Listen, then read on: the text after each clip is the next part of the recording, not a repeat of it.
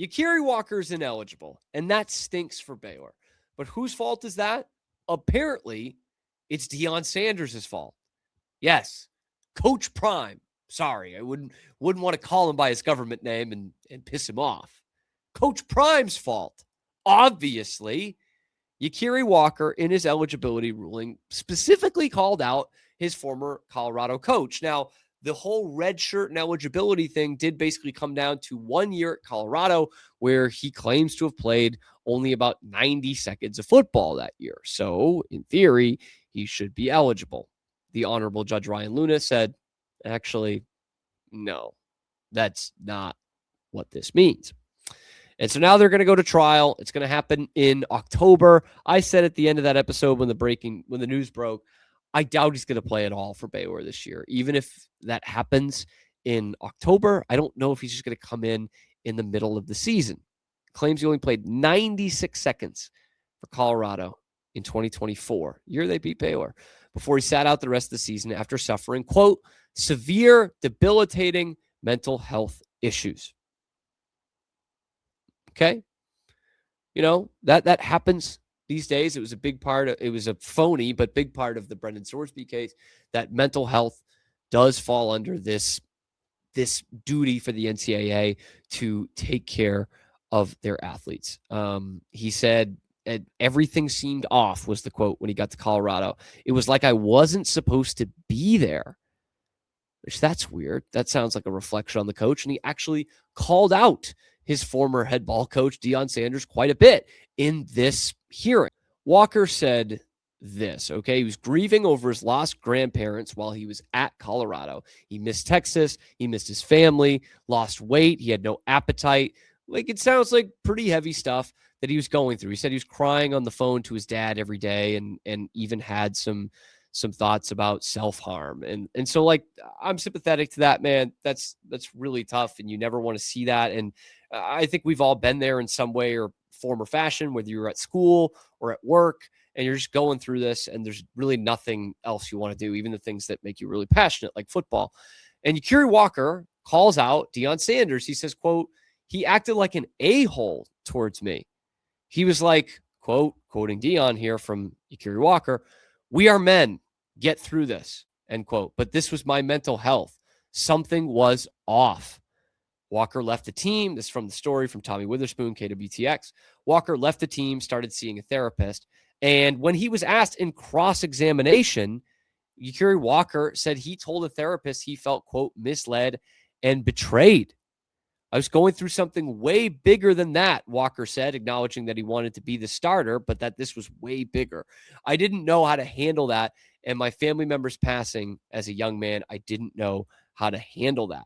So he puts this all on Deion for basically not giving him an environment where he felt he could go and seek help. So he stays with Colorado throughout 2024, and now he is losing this eligibility. So I can understand where he is angry here.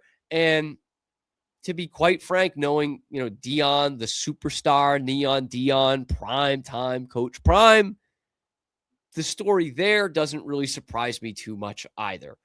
Do I think Deion Sanders is the only coach in the country who would do that? Hell no, I don't. But it's kind of a sideshow up there at Colorado. It has been the last couple of years.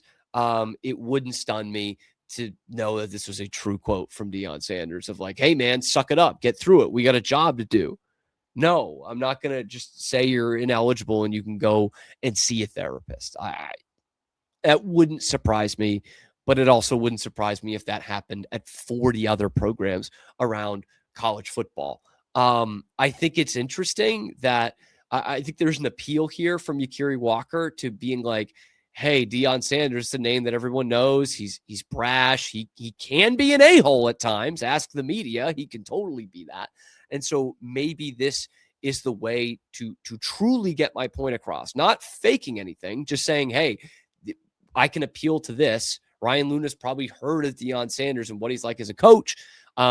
This could work here. Again, not saying that Yakiri Walker made this up. I'm saying this is probably his best path to getting a judge to agree with him and say, yeah, that was a mishandled year by Colorado, the NCAA, nor CU really helped you get the help that you need. You deserve this extra year of eligibility.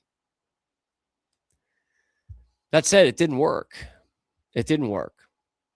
And I think it's kind of a funny coincidence that it's a very notable head coach in our conference that is getting called out here. But I don't know that that's enough to get your eligibility back. The circumstance sucks. And I genuinely do feel for Yakiri Walker.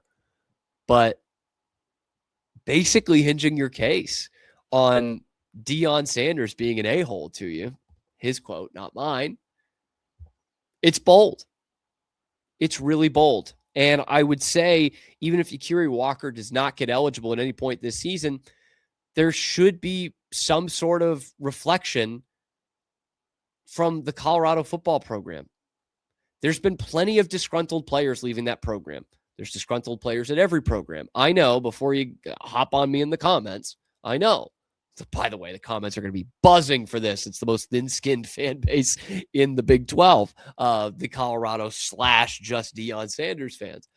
But there's always a story, something along these lines. We know from day one, Deion calls the team together and tells the quarterback he's not going to play because my son's coming in, and some of you are just going to get asked to leave. And it's really not the optics that you'd want as a football program.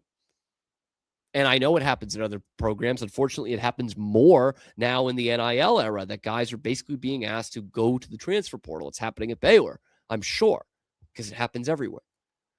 But time and time again, we hear these stories. And if there's not going to be any reflection, some self-reflection there from Deion Sanders and his program, that a kid is testifying in court how uncomfortable he was at a very vulnerable time of his life to be playing college football at Colorado. It felt like he was a stranger there. I'm sorry, man. If you're not reflecting after that and you're going to preach this family BS about how you're a family program and that these guys are brothers, then we've completely lost the plot, completely lost it.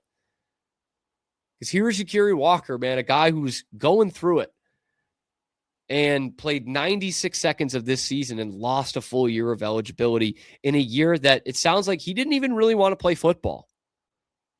And again, you can understand why. Dude, grief hits us in really weird and very different ways. So is it all Deion's fault?